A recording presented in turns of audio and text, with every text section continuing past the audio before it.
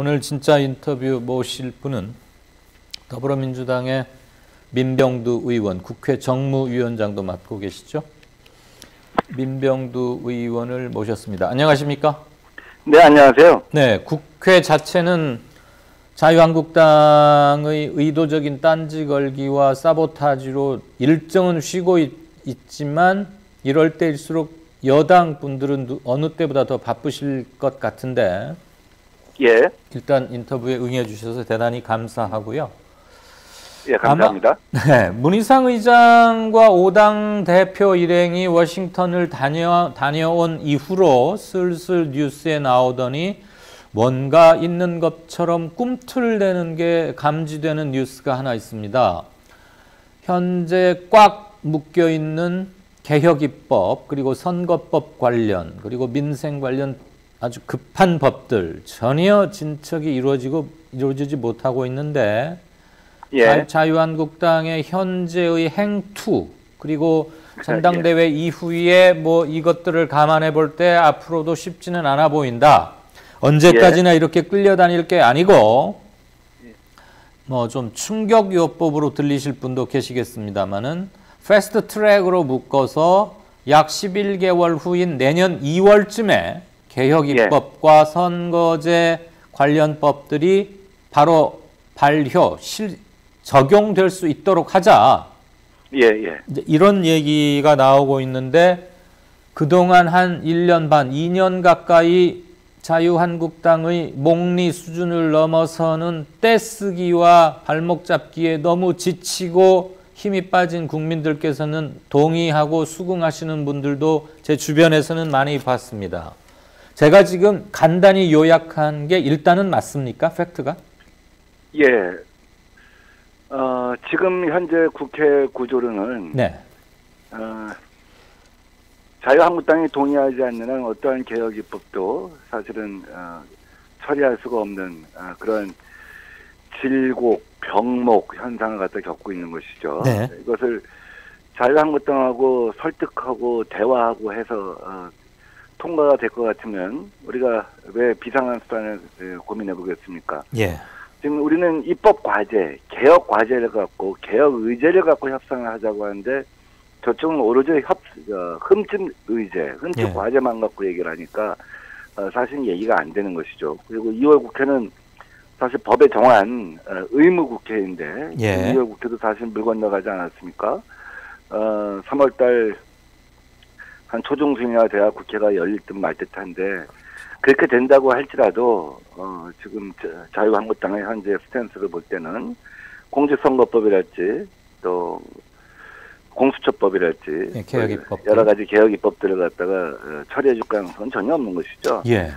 그래서 국회 선진화법에 정한 패스트 트랙 신속 처리 안건을 지정을 하자 이겁니다. 예. 지정을 하기 위해서는 상임위에서 해당 상임위에서 5분의 3 이상의 동의가 있어야 됩니다. 네. 동의가 있으면 교섭단체 합의가 없어도 6개월 후에는 자동으로 법사위에 넘어가게 돼 있죠. 현재 관련 법들의 상임위에서 5분의 3 이상의 동의 확보가 가능합니까? 예, 유치원 사법은 이미 교육에서 5분의 3 동의를 받아서 넘어갔고요. 예. 그 다음에 이제 사법개혁 특위에서 5분의 3 동의, 또 공직선거법 마찬가지로 선거제도개혁 특위에서 5분의 3 이상의 동의를 얻어갖고 이제 처리를 하려고 하는 겁니다. 네.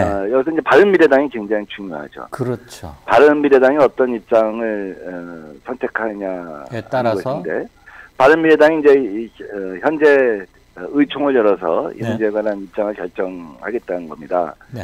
만약에 바른미래당이 동의를 하게 된다고 한다면 일단 지금 3월 초에 패스트트랙 절차를 밟겠죠. 네. 밟으면 내년 2월에 2월 초에 늦어도 2월 초까지는 선거법이 통과가 돼야 됩니다. 그렇습니다. 그때 선거법뿐만 아니라 각종 개혁 입법도 다 통과시켜야지 사실 문재인 정부가 촛불혁명이 요구한 법과 제도적 완성 이것을 할 수 있는 거 아니겠습니까? 그래서 일과를 해서 이제 가자는 것입니다. 물론 선거법은 과거에 항상 여야 합의를 개정이 됐습니다. 규칙에 관한 것이니까. 근데 지금 뭐 전혀 어떤 그 사회 변화와 민심에 부응하지 않으니까 선거법도 정의 저런 비현실적인 태도로 나온다고 한다면 지금 자유한국당은 의석수를 300석에서 200석으로 줄이자는 거 아닙니까? 예. 그러니까 안 되게 하자는 거 아닙니까? 그렇죠. 그럼 뭐 협상을 하자는 것이 아니니까 그렇다고 예. 한다면 실제로 패스트 트랙에 올려놔 보자. 네. 그럼 선거법은 민주당 생각을 올릴 거냐, 정의당 생각을 올릴 거냐, 민주평화당 생각을 올릴 거냐, 바른미래당 생각을 올릴 거냐, 뭐 이건 아직 결정된 게 없습니다만 예. 다 올려놓으면 되죠 일단. 아. 다 패스트 트랙 올려놓고 예. 한 11개월 후에 최종적으로 어떤 것이 될지는 그 과정에서 협상을 하면 됩니다. 아, 그때 가서 다시 투표를 하는 게 아니고 11개월 동안 물밑 협상을 통해서 뭘 철회하거나 하나로 합치거나 이럴 수는 있는 건가요? 그렇죠. 결국 단일안, 그 중에 하나 단일안이 도출되면, 단일안이 도출되면 그 안으로 우리가 투표를 갖다 할 때 모아가면 되지 않겠습니까? 예.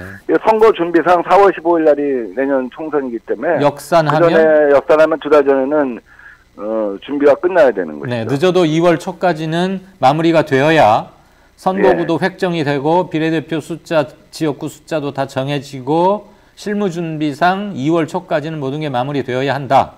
예, 그러기 그렇습니다. 위해서는 패스트 트랙이 전혀 패스트하지 않게 11달이 최소 걸릴 수밖에 없으니까 예. 늦어도 3월 초에는 이루어져야 한다.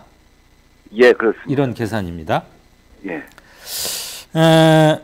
한국당 전당대회 후에 바른미래당의 이합 집산도 예견해 볼 수 있는 상황 아닐까요? 자유한국당이 만약에 황교안 전 총리가 당 대표가 된다면 지금 애초에 출마했을 때 보여줬던 스탠스와 달리 사실은 그 중도를 향한 확장 전략을 쓸 가능성이 있었다고 내다본 것이 우리 초기의 입장이었습니다. 전당대회 초기에는. 그렇죠. 전혀 다른 어떤 스탠스를 갖다가 보여주고 확장 전략을 갖다가 구사함으로써 내년 총선에 임하지 않겠느냐. 경제 문제에 있어서도 일정한 목소리를 내지 않겠는가 하는 생각을 갖다 해봤었는데 이제 자유한국당 전당대 분위기가 네.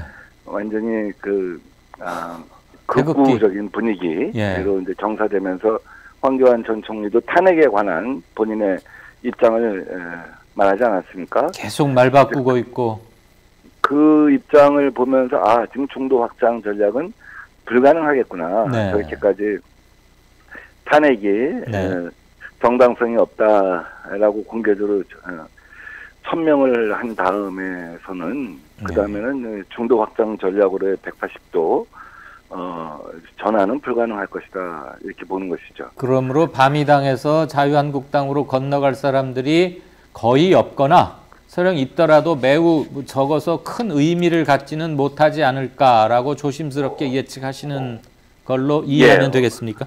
오히려 자유한국당이 쪼개질 수도 있지 않을까 하는 생각을 해봅니다. 만약에 우리가 패스트 트랙을 갖다 밟게 되면 지금 자유한국당에서는 의원직 총사퇴로 맞서겠다는 거 아니겠습니까? 예.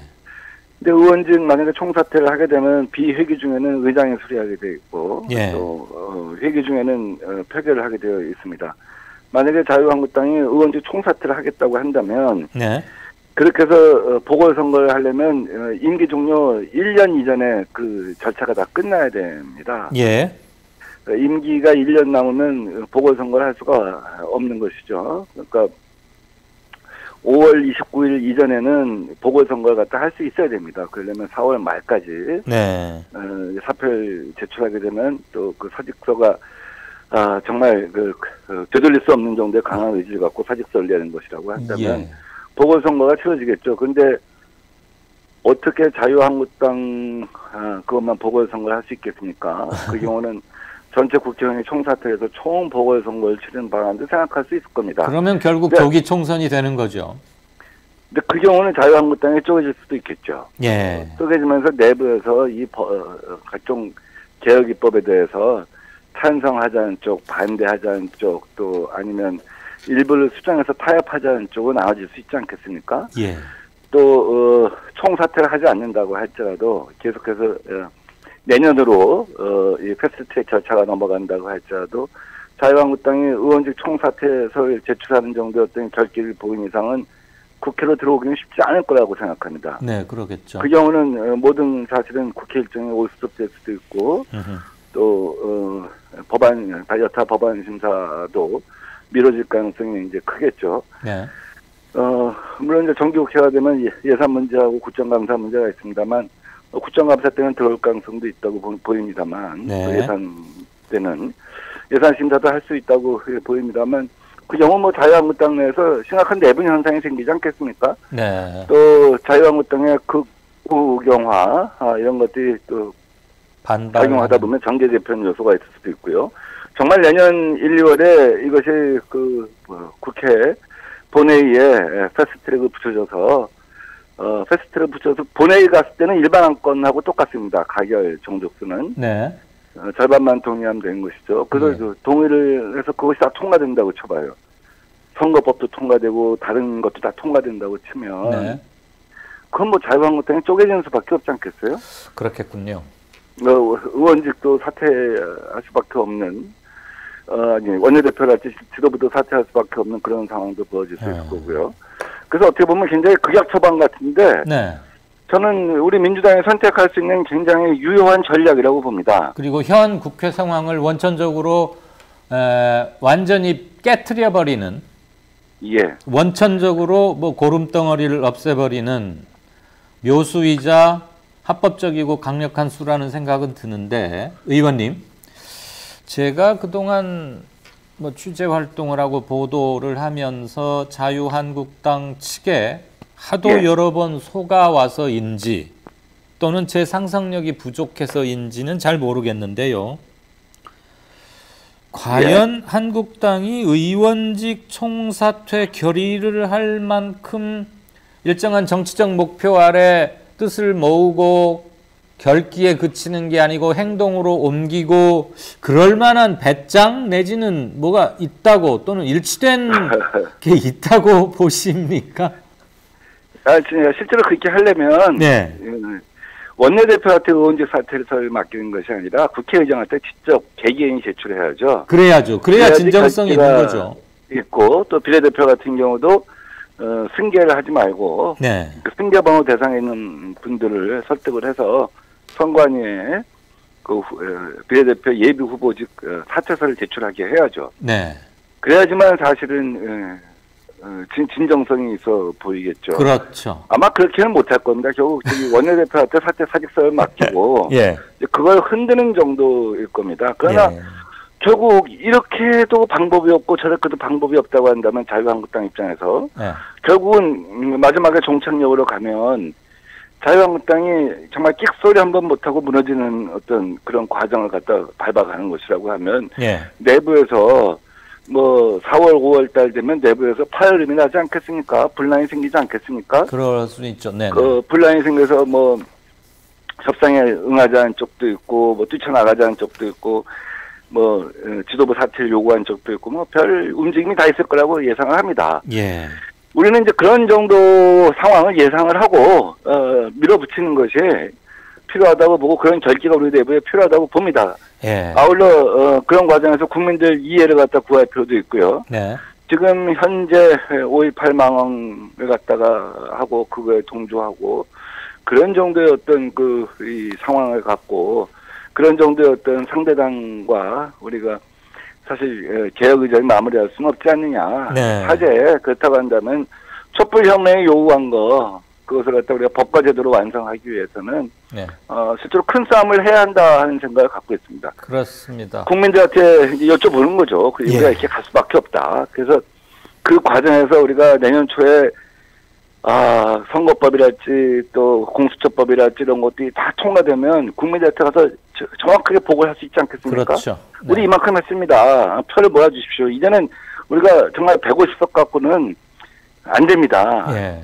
그 진보연대, 진보개혁연대가 전체가 합쳐서 180석은 있어야지만 뭘 할 수 있습니다. 네, 네. 우리 이만큼 해냈습니다 하고 얘기할 수 있는 거 아니겠습니까? 그렇습니다. 그런 과정에서 자유한국당이 뭐 쪼개질 수도 있고 분열될 수도 있고 뭐 그렇겠죠. 근데 만약에 그것도 못하고 이것도 못하고 저것도 못하고 아무것도 못하는 상태에서 내년 총선에 임하면 할 말이 없죠, 솔직히. 우리가 촛불혁명은 당신들 말이야. 일하라고. 예. 우리가 대의민주주의 제하에서 직접 민주주의를 할 수 있는 거니까 다 하지 않느냐, 탄핵, 완성하지 않느냐. 그 나머지 과제는 대의민주주의 하에서 당신들이 했어야 되는데 그걸 하나도 못하고 왜 또 표를 달라고 하는 거냐. 네. 한 질책에서 우리가 자유롭지 못하다는 것이죠. 일단 그래서 이제는 큰 그림을 그리고 이렇게 나가다 보면 네. 이렇게 밀어붙이다 보면 자유한국당 내부에서 분열이 생기거나 굴복하거나 또 아예 뭐 분열이 생기면 아예 그 과정에서 또 개헌도 다시 한번 얘기해 볼 수 있는 거 아닐까요? 예. 실제로 3분의 2 의석을 갖다 그런 과정에서 자유한국당이 다시 쪼개져 갖고 네. 뭐 3분의 2 정도가 만약에 우리가 동의할 수 있는 어떤 그런 정계 개편이 소정계 개편이 일어난다고 한다면 차제 무슨 그 개혁입법뿐만 아니라 헌법 개헌까지도 같이 나갈 수 있는 것이 아닐까 하는 생각이 들어요. 그러니까 정치권 전체를 흔들 수 있는 디자인과 전략이 필요하다 하는 생각인 겁니다. 역시 평소에 전략통, 기획통이란 말을 들으시는 이유를 오늘 확실히 알겠고요. 그동안 민주당 집권 여당의 어느 누구로부터도 또는 뭐 청와대나 정부 그쪽에서는 좀 함부로 말하기가 힘든 입장에 있다는 건 이해는 합니다만 방금과 같은 속 시원한 말씀을 최근 몇 달간 들어본 적이 별로 없었기 때문에 국민들이 답답해하고 좀 실망하기도 했을 텐데 오늘 말씀만으로도 그 답답함의 일부는 좀 틔워지지 않을까 싶고요. 예. 바둑으로 치면 포석 착점 단계에서부터 중앙 대마 싸움을 수상전을 거쳐서 기가 단계까지 아까 지금 민 의원께서 한 3, 4분간 쭉 타임테이블 앞으로 펼쳐질 것들을 경우의 수에 맞춰서 예상을 해 주셨어요. 심지어 조기 청선으로 갈 수밖에 없는 구조가 된다면 자유한국당이 의원직 사퇴서를 다 모아서 내는데 진짜로 사퇴할 배짱이나 용기가 있고 진정하다면 의장한테 내는 거고 그런데 원내대표한테 맡겨서 원내대표가 갖고만 있고 그걸로 은근히 시위하듯이 그게 얼마나 시위거리나 바터, 교환거리, 팻감, 바둑용어로 팻감이 될 수 있을지는 모르겠습니다만 그런 상태가 만약에 지속된다면 시간만 끌고 민주당이나 여타정당에서 자유한국당을 압박하거나 견인해낼 거리는 사실 마땅치 않긴 한 거죠. 예, 그 사이에는 이제 한 10개월 갖다 기다려야 되는데. 네. 그것도, 그 과정에서 우리도 힘들지만 자유한국당은 더 힘들 거라고 보는 거죠. 아, 예. 결국 이제 시한폭탄이 터지게 되는 거 아닙니까? 지금 이제 말하자면, 시한폭탄을 갖다 장치를 해놓는 거예요. 네. 정계 대개편이라고 하는. 예. 정치권 대폭발이라고 하는. 어떤 때는 개헌까지도 가능한. 예. 그런 시한폭탄을 갖다가 지금 설치해놓는 겁니다. 타임은 이제 11개월 후로 되어 있는 거죠. 째깍째깍 흘러가는데 한 달 흘러가고 2달 흘러가고. 째깍 내년 3월을 향해서 2월.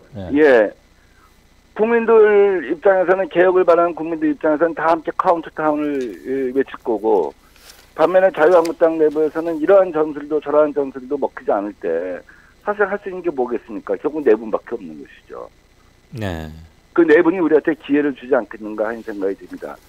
그것이 소정계 개편이랄지 이런 것까지 일어난다면 개헌까지도 가능한 것이고요. 바른미래당의 흔들림이나 동요보다는 자유한국당 내에서의 내부 분열이 훨씬 의미가 크고 가능성도 높고 규모도 크고 전국에 미치는 영향도 클 것이다. 예. 네.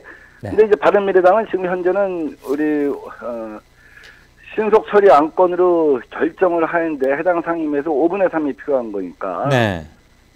그때 이제 굉장히 그 행동을 하는데 굉장히 중요한 것이죠. 네. 근데 일단 행동을 해갖고 신속 처리 안건 지정이 되고 나면 그다음부터는 뭐 본회의에서는 2분의 1이니까. 네. 2분의 1이니까 그다음에는 자유한국당이 내부에서 어떠한 그 변화가 있다고 할지라도 뭐 큰 문제는 안 될 거고. 네. 이제 지금 이제 그 문제는 이 시한폭탄을 설치하면서 이 시한폭탄에 실제로 위협을 느끼는 세력이 누구냐, 위험을 느끼는 세력이 누구냐, 그건 자유한국당이라는 거죠. 예. 왜냐하면 선거 게임이 바뀌잖아요. 그렇죠. 선거 게임이 바뀌는 거예요. 네. 저희들은 아무 소리도 못하고 지금 일방적으로 처리되는 날짜만 기다리는 건데. 칼자루를 누가 쥐느냐의 게임인데 결국은. 예, 처분만 맡기는 형국이 되는 건데 그거에 대해서 아무리 우리 시한폭탄이 터진 날이 11개월 후라고 할지라도. 네. 자유한국당 내에서 그날까지만 쳐다만 보고 있겠습니까? 내부가 분열될 수밖에 없는 것이죠. 충분히 설득력이 있으십니다.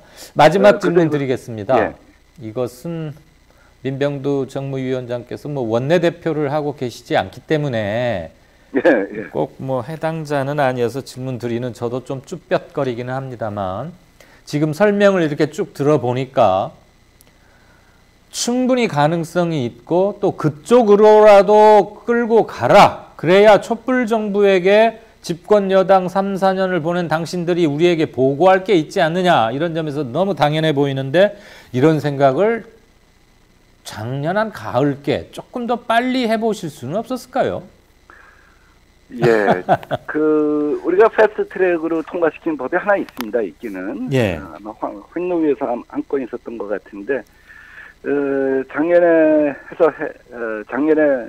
패스트 트랙 절차를 받고, 올해 한 정기국회에서 이걸 다 통과시킬 수 있었다고 한다면, 예. 작년에 개헌안 무산될 때, 예.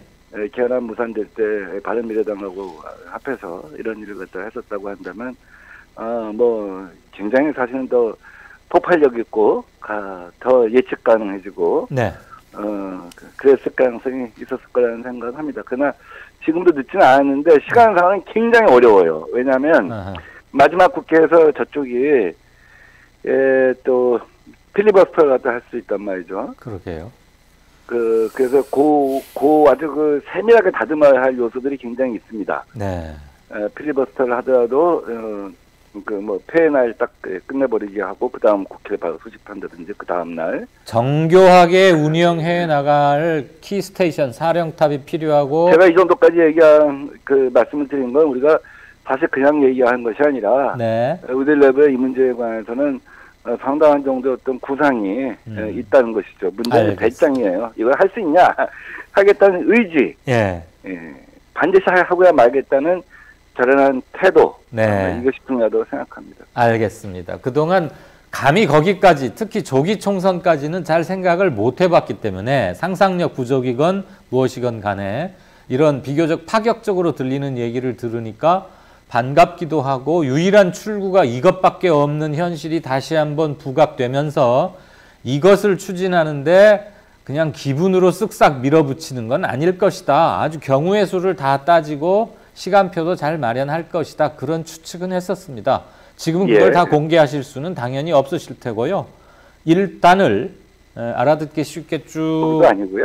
브리핑 해주신 거 보니까 전화 연결 잘 됐다 싶고 뉴스 가치도 굉장히 살아있는 기자들이 들으면 스트레이트 뉴스 뽑을 거리도 몇 개, 이른바 야마가 한 2개쯤 잡히는 인터뷰가 아니었나 싶습니다. 이제 독감 이런 건 다 나으셨죠, 참? 독감도 났고, 한 달 동안 제가 한 달 한 반 동안 저녁도 안 먹고, 또 술도 끊고, 그래서, 오히려 이제 감기 걸린 덕분에 몸을 한번 이렇게 보링을 다 새로 하셨군요. 전체적으로 리뉴얼을 갖다 했죠. 축하드립니다. 그거 쉽지 않은데. 그래, 몸 잘 가다듬고 명징하게 하셔서 평소에 기획력, 야전 사령관 역할, 그 국회 내 당내 직책, 직함과 관계없이 꼭 요긴할 때 발휘해 주시는 의원님이시기를 바랍니다. 인터뷰 긴 시간 감사합니다. 네, 감사합니다. 고맙습니다. 네, 지금까지 민주당 기획통으로 통하죠. 정무위원회 위원장을 맡고 있기도 한 삼선의 민병두 의원과 개혁입법 신속 처리 및 조기 총선 대비하자 이런 걸로 얘기를 나눠봤습니다.